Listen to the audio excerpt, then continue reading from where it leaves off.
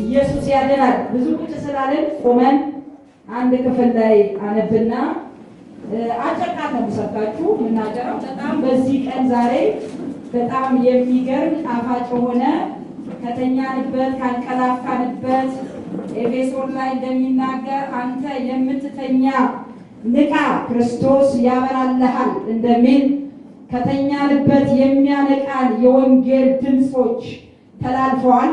ይሄንን ያስተላለፉ ሁሉ ያ ብቻ አይደለም፣ እናንተም ከጀርባችን ቆማችሁ ከኋላችን ጳውሎስ እንዳለው የወንጌልን ቃል እንድናገር አፌን መክፈት እንድችል ስለኔም ጸልዩ እንዳለ አብራችሁን እየጸለያችሁ ያ ብቻ አይደለም ወንጌል ከስጦታም ጋር ነው በሚል ገንዘባችሁን ኪሳችሁን አብራችሁ እየሰጣችሁን የእግዚአብሔርን መንግስት እንድትበዛ በየስፍራው እየተዋለደች እየበዛች እንደ ሰናፍጭ መጠለያ እንድትሆን ለብዙዎች መጠለያ እንድትሆን የብዙዎች መትረፊያ እንድትሆን የእግዚአብሔር መንግስት እንድትበዛ ያደረጋችሁ እናንተ ስለሆናችሁ ክብሩ ለመድኃኔዓለም ይሁን። ስለማይቀር ይሄዳል። እኛ ብንተው ራሱን ሊክድ ስለማይችል ይቀጥላል። እስካጨብጭቦ ሃሌሉያ ሃሌሉያ። ወንጌል አባሪ አጋሪ አፈቅዶ ላገረው ክብር ይሆንለታል። ነገር ግን ባይፈቅድ እንኳን ትውልድ ባይፈቅድ ራሱ ወንጌል እንደ እሳት ነደድ እየቀጠለ እየተቀጣጠለ እንደ ችቦ እየበራ ምድርን ይሸፍናታል። ሃሌሉያ እግዚአብሔር የተባረከ ይሁን። የእግዚአብሔር ቃል እንደዚህ ይላል በሮሜ ምዕራፍ 1 ላይ ቁጥር 16 እንዲህ ይላል፣ በወንጌል አላፍርም አስቀድሞ ለአይሁድ ደግሞም ለግሪክ ሰዎች ለሚያምኑ ሁሉ የእግዚአብሔር ኃይል ለማዳን ነውና፣ ጻድቅ ግን በእምነት ይኖራል ተብሎ እንደተጻፈ ነው። የእግዚአብሔር ጻድቅ ግን ከእምነት ወደ እምነት በእርሱ ይገለጣልና ይላል። ሃሌሉያ እግዚአብሔር የተባረከ ይሁን። ኢየሱስ ያድናል።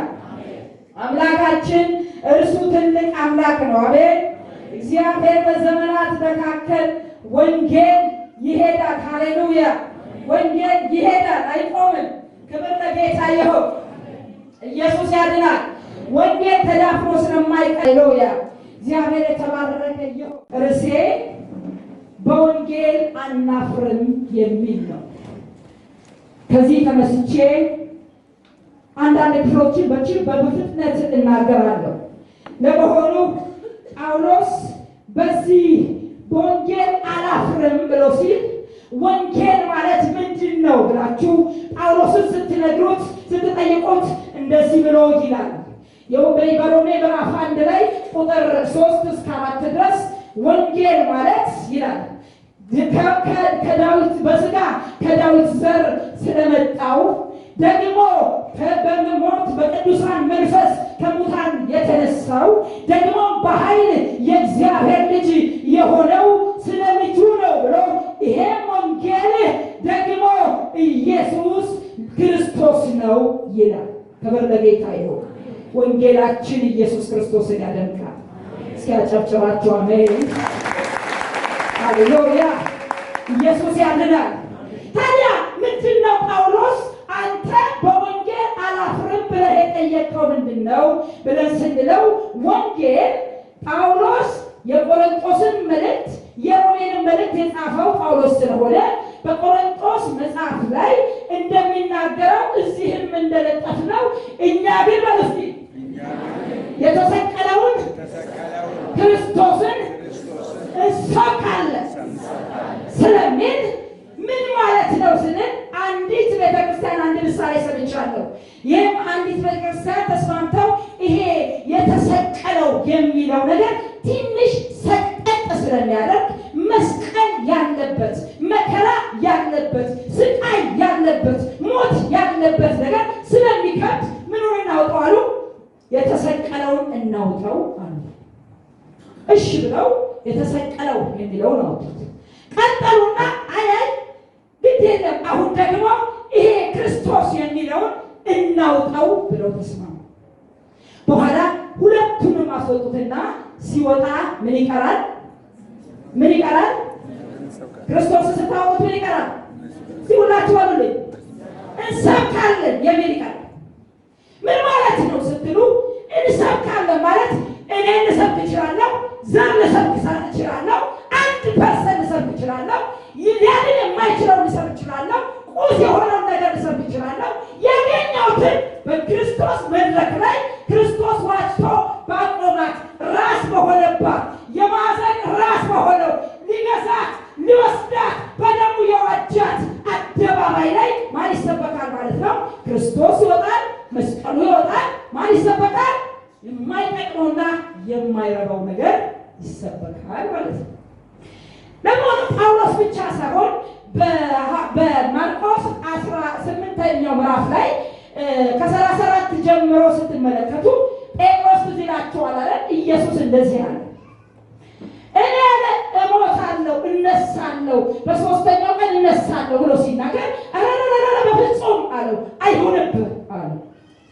ሲለው እንደዚህ አለ፣ ሂድ አንተ የሰውን እንጂ የእግዚአብሔርን አታውቅም አለና ከኋላ ከመለሰው በኋላ እንደዚህ አለ ኢየሱስ ሕዝቡንም ይላል ደቀ መዝሙሩን ሰብስቦ ያለ ነፍሱን ስለኔ የሚያጠፋ ያገኛታል፣ ስለኔና ስለ ወንጌል ነፍሱን የሚያጠፋ ያገኛታል።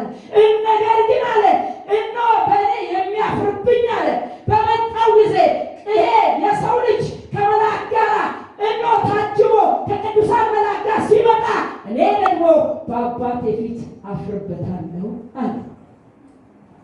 እንግዲህ ሰዓታችን ስለሌለ እየገባሁ አላወራም።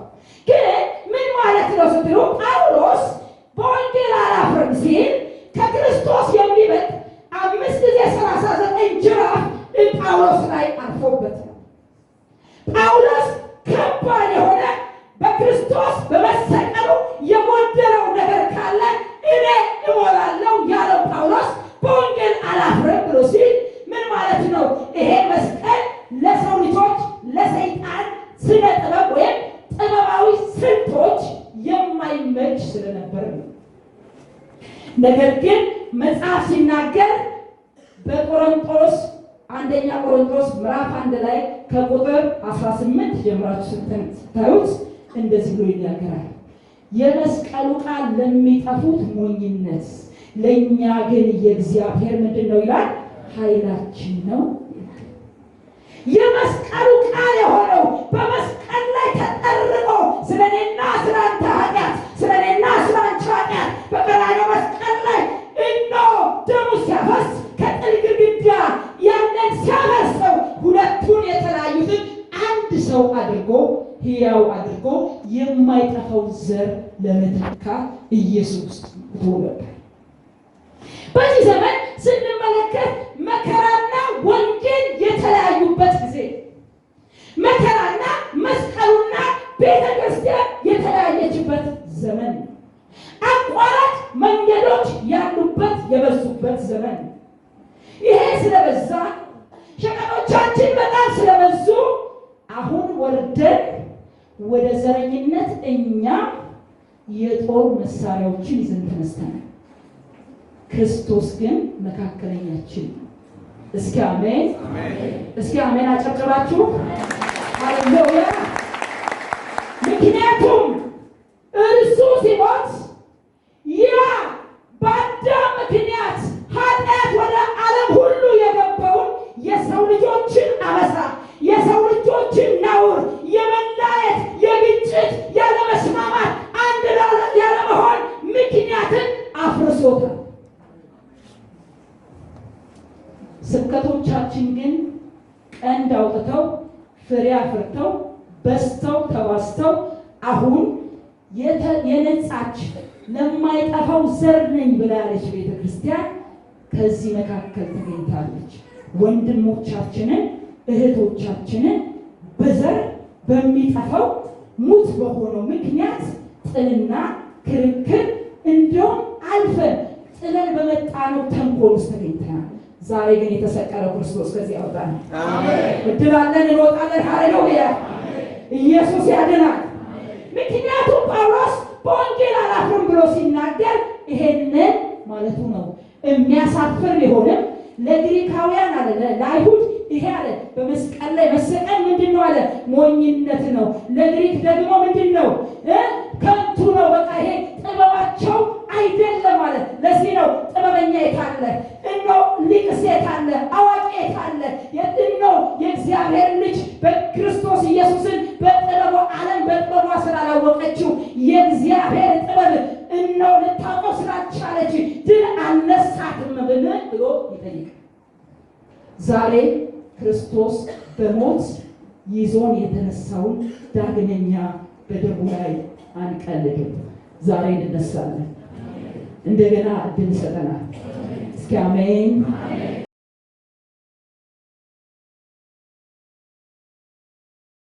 ዘር የለንም። እጆቻችሁን አንሱና ዘሬ ክርስቶስ ነው በሉ እስኪ። እኔ ክርስቶስ ነኝ በሉ እስኪ። እኔ ክርስቶስ ነኝ በሉ እስኪ። የእውነት የክርስቶስ ናችሁ? አዎ። የሚያፍርብኝ ቢኖር አለ ስለኔና ስለ ወንጌል የሚያፍርብኝ ቢኖር እኔ ደግሞ በአባቴ በዚያ ልጁ ኢየሱስ ከቅዱሳን መላእክት ጋር ታጅቦ ሲመጣ በአባቱ ፊት ያፍርበታል ብሏል። እግዚአብሔር ልጅ ኢየሱስ ስለኔና ስለናንተ እንዳያፍር ዛሬ እንደገና እድል ሰጥቶናል። መነሳት ይሁን። ሃሌሉያ! ኢየሱስ ያድናል። ሁለተኛው የሚያነሳው የእግዚአብሔር ኃይል ለማዳን ነው ብሎ ይናገራል። የእግዚአብሔር ኃይል ለምንድን ነው? ለማዳን ነው። የእግዚአብሔር ጥበብ የሆነው ክርስቶስ ነው። የእግዚአብሔር ኃይል የተገለጠበት ክርስቶስ ነው። ስለዚህ ይሄ ክርስቶስ እግዚአብሔር ልጅ ኢየሱስ ደግሞ ኃይል የሆነው እግዚአብሔር አለኝ የሚለውን ኃይል ሁሉ ያስቀመጠበት መንፈስ ቅዱስ የተንሳን ጉልበት ያኖረበት ለምንድን ነው ስትሉ በሞቱ ጣር እኔና እናንተ እንድንነሳ ነው። እስኪ አሜን ሃሌሉያ።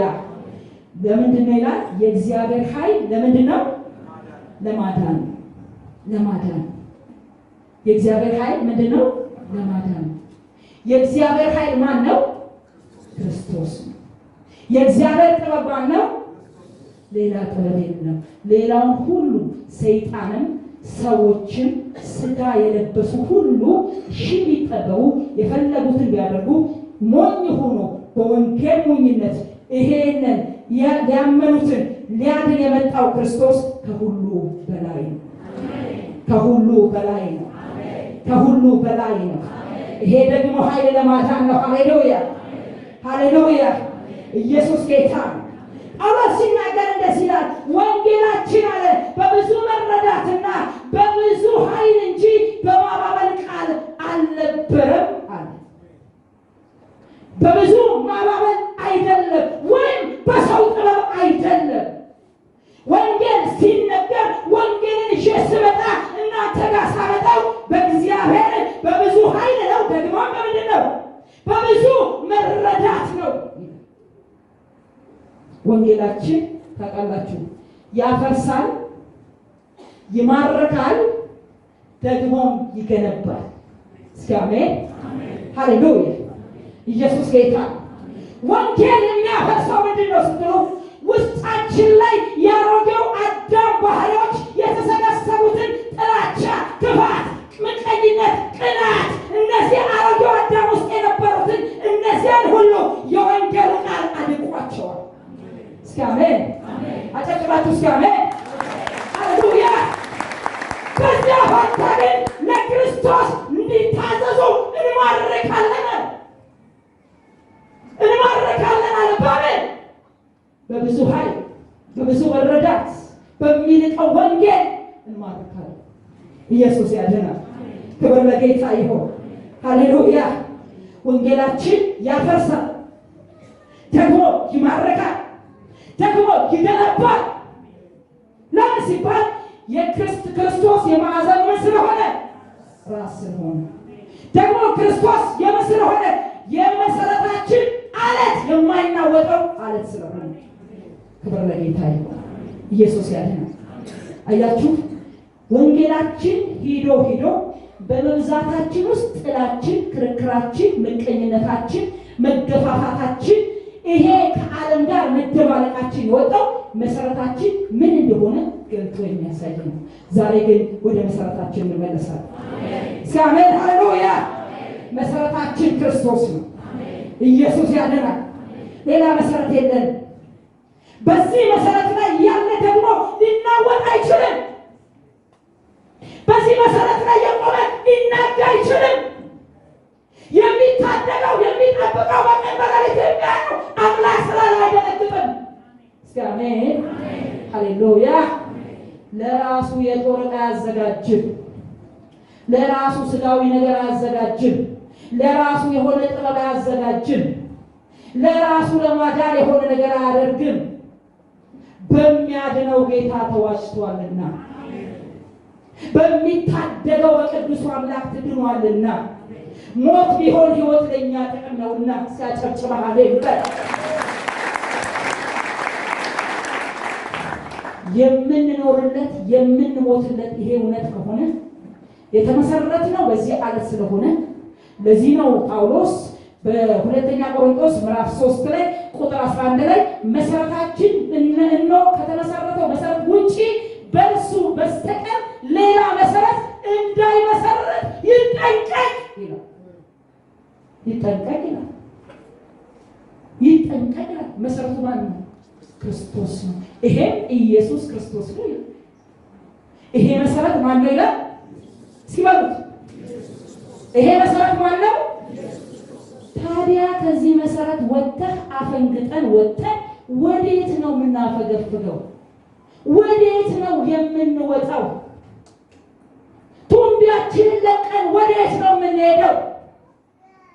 መሰረታችን የሚናወጥ አይደለም። መሰረታችን የሚነቃነቅ አይደለም።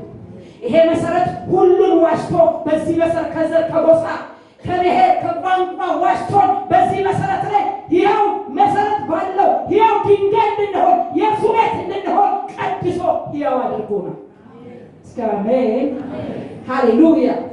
ክብር ለጌታ ይሁን። መሰረታችን ማን ነው? ኢየሱስ ነው። የማዕዘኑ ራስ ደግሞ ማን ነው? ኢየሱስ ነው። የማዕዘን ራስ የሆነው ክርስቶስ ከላይ ሆኖ ያይናል፣ ከታች ደግሞ በተመሰረትንበት መሰረት ይለካል። ዛሬ የተመሰረትንበት ላይ መሰረት ላይ ቆመናል። የተመሰረትንበት ክርስቶስ ላይ ቆመናል። አንድ ያደረገን ጳውሎስ በኤፌሶን ላይ እንደሚለው ሁለተኛው ምዕራፍ ላይ እንደሚናገረው ሁለቱን አፍርሶ አንድ አዲስ ሰው ለመፍጠር ነው እንዳለ አዲስ ሰው ከሆነው ማህበረሰብ ጋር ተቀላቅለናል። ታዲያ ይሄ ወንጌል እውነት ከሆነ እኔና እናንተ ለማን ነው እያቀነቀንን ያለን? ለተሰቀለውና ለሞተው ለተነሳውና ሕያው ለሆነው ለክርስቶስ ዳግም ለሚመጣው መጥቶ ለሚወስደን ለማይዋሸው የእውነት መሰረት ለሆነው ነው። እግዚአብሔር ዛሬ ወደ እዚህ መሰረት ይመልሳል። እግዚአብሔር ዛሬ ቤተክርስቲያንን የኢትዮጵያን ቤተክርስቲያን ወደዚህ መሰረት በኢየሱስ ስም ይመልሳል። ዛሬ የመንቃት ቀን ይሁን በኢየሱስ ስም። በክርስቶስ ታጥቀን ወጥተን በክርስቶስ በልተን በክርስቶስ ለብሰን በክርስቶስ ሕይወት ተሰጥቶን ክርስቶስን በአደባባይ አስነቀፍነው። አንዳንዶች ሳፍሩ መድረክ ላይ፣ አንዳንዶች እኔ ፕሮቴስታንት ነኝ ብለው ግን ስለ ዘር ከሰው ጋር ይደባደባል። መጥፋታችን ይህ አይደለምን? እግዚአብሔር ወደዚህ መሰረት በኢየሱስ ስም ይመልሳል። እግዚአብሔር ዛሬ የመንቃት ቀን ያደርግልን። ክብር ለጌታ ይሁን። ምክንያቱም ይሄ ኃይል የተገለጠበት እግዚአብሔር አለኝ የሚለውን ኃይል ሁሉ ያፈሰሰበት የጠፋውን የተንከራተተውን በኃጢአት ምክንያት ተንከራታች የነበረውን ሰው ሰብስቦ ሰውን ክብሩ ሰው እንደገና ወደ ክብሩ ለመመለስ ነው። እግዚአብሔር የተባረከ ይሁን። ወደ ክብሩ ለመመለስ ነው። ክብሩ ሰው እንስሳ ሆኖ ነበር። ክብሩ ሰው ተቅበዝባዥ ሆኖ ነበር። ክብሩ ሰው ከቤተሰብ ጀምሮ አይስማማም ነበር። ክብሩ ሰው በአንድ ቤት ውስጥ ሁለት ልጆች ተዳሽተው ተጣልተው ነበር። አንዱ ደም ያፈስ ነበር። ለምን? እንስሳነት ገብቶበት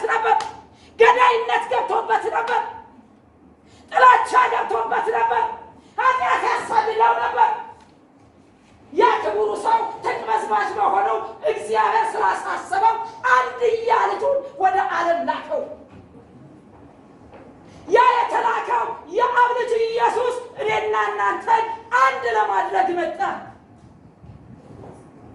እግዚአብሔር የተባረከ ይሁን። አቤልና ቃየል እንደዚያ ደም የተፋሰሱት ስለ አቤል ያልገደለው ያልወደደበት ምክንያት ይሄ ነበር። እግዚአብሔር ለወደቀው መልአክ ልጁን አልሰጠም። እግዚአብሔር ለጠፊው ዓለም ልጁን አልሰጠም። ክቡር ብሎ ለሚጠራው በመልኩ ለጠራው ሰው ብሎ ለሚጠራው ለሰው ልጆች ሁሉ ግን አንድያ ልጁን ሰጠ። አንድያ ልጁን እስከ ሞት ድረስ አሳልፎ ሰጠ። እግዚአብሔር የሞተለትን አንተ ልታቅፋፋው አትችልም። እግዚአብሔር የወደደውን አንተ ልትጥለው አትችልም። እግዚአብሔር ያከበረውን አንተ ልትንቀው አትችልም። በደሙ ላይ ቆመን እያቅፋፋን ዛሬ ወደ ሕያው መሰረት በኢየሱስ ስም ይመልሰን። በወንጌል ወደማናፍርበት መሰረት ይመልሰን። እግዚአብሔር የተባረከ ይሁን። ስለዚህ ኑሯችን፣ ህይወታችን፣ ንግግራችን፣ ባህሪያችን፣ ምግባራችን ክርስቶስን ስላልገለጠው ሰዎች በወንጌል ምክንያት ከመዳን ይልቅ ዛሬ ተሰረካክለዋል። ካሰናከልናቸውን ሰዎች የምንጠራበት ዛሬ አንድ መፈክር ወገኖች አድርገዋል። እኔ ነኝ ያላረኩት እንጂ ከፊት የወንጌል ማህበርተኛ ሆን ዘንድ ስለ ወንጌል ማህበርተኛ ሁሉን አደርጋለሁ ይላል። ከኋላ ደግሞ በወንጌል አላፍርም ይላል። ከኋላችን ሲታይ፣ አሻራችን ሲታይ፣ ዱካችን ሲታይ ምን ይነገራል የሚለውን አስበን ይሰራል። ያንተ ዱካ በወንጌል የማታፍር ከሆነ ወንጌል ሁሉን ይጠራል፣ ወንጌል ሁሉን ይሰበስባል፣ ወንጌል ሁሉን ይወዳል፣ ወንጌል ለሰው ልጆች ሁሉ ፍቅርን ይሰጣል። ዛሬ ወደዚህ መሰረት እግዚአብሔር ይመልሰን። ክብር ለጌታ ይሁን። ኢየሱስ ጌታ ነው። ለምንድን ነው ያለው? ለማዳን ነው። ሌላው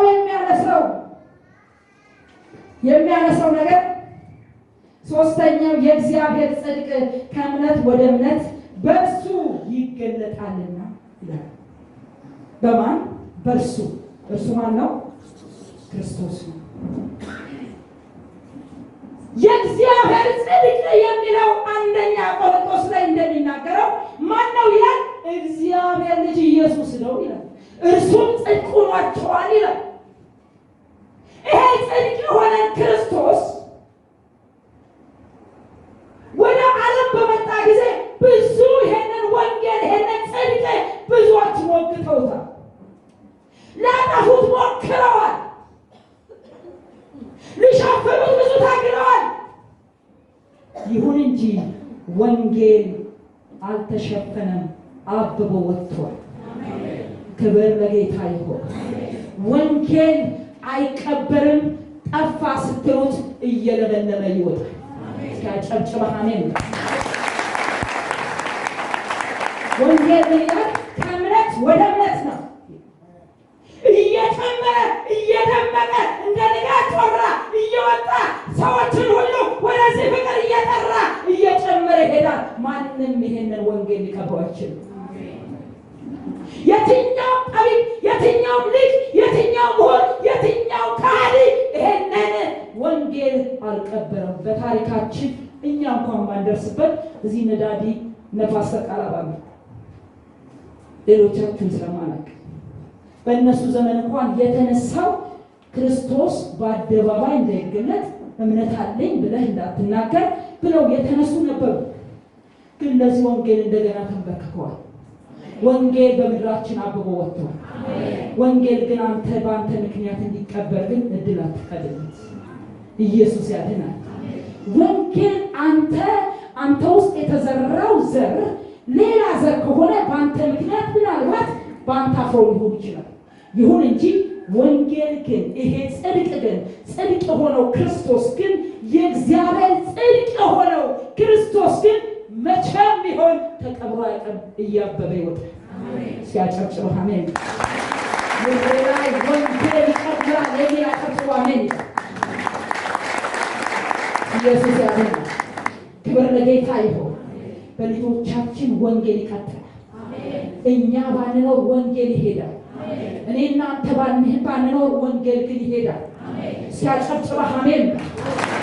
ኢየሱስ ጌታ።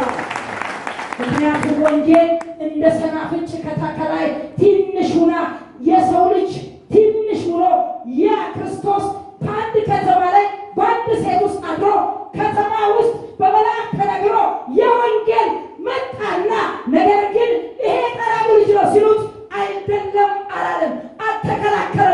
ነገር ግን እየጨመረ እየደመቀ ሄደና በሞቱ እኔና አንተን አስታረቀንና ሕያው ሆኖ አብቦ እንደዚህ ወጥቷል። ወንጌል የሚገለጠው በእኔና ባንተ ነው። ይሄ ወንጌል ታዲያ ምን ይፈልጋል ስትል የሚናገርለት ካህን የሚሆንለት ወክሎት ይዟል። ኢየሱስ ያድናል። ክብር ለጌታ ይሁን። ቅድም ሲነግሩን ነበር አደራ ብለውናል። ኢየሱስ በማርቆስ ወንጌል ምዕራፍ 16ኛው ምዕራፍ ላይ ምንድን ያላቸው? ሐዋርያቱ ከተነሳ በኋላ ትልቅ አደራ የሰጣቸው ምንድን ነው ስትሉት ወንጌልን አደራ ሰጣቸው። እንዳይከድኑት፣ እንዳይሰውሩት፣ እንዳይደብቁት፣ እንዳያፍሩበት፣ እንዳይደነግጡበት። ከዛ አደራውን ተቀበሉና ወንጌሉን ይዘው ወንጌልን በየስፍራው ቃሉን በየስፍራው ሲገልጡ እርሱም ይሄ ቃል የኔ ነው ሲል በእውነትና በጽድቅ በታምራት ተገለጠ። ክብር ለጌታ ይሁን። አንተ ወንጌልን ማናገር ሲጀምር የእግዚአብሔር ኃይል መገለጥ ይጀምራል። ወንጌል ለወንጌል መኖር ስትጀምር የእግዚአብሔር እጅ መንቀሳቀስ ይጀምራል። የወንጌል አደራ ገብቶ ማወስ ሲጀምር መንፈስ ቅዱስ ካንተ ጋር መስራት ይጀምራል። ክብር ለጌታ ይሁን። ኢየሱስ ያድናል። የኔ ነው ብሎ እግዚአብሔር ኃይሉን ላከላቸው። አደራውን ለተቀበሉ አብሯቸው ወጡ። እየወጡ ይላል እየሄዱ ወንጌል በየስፍራው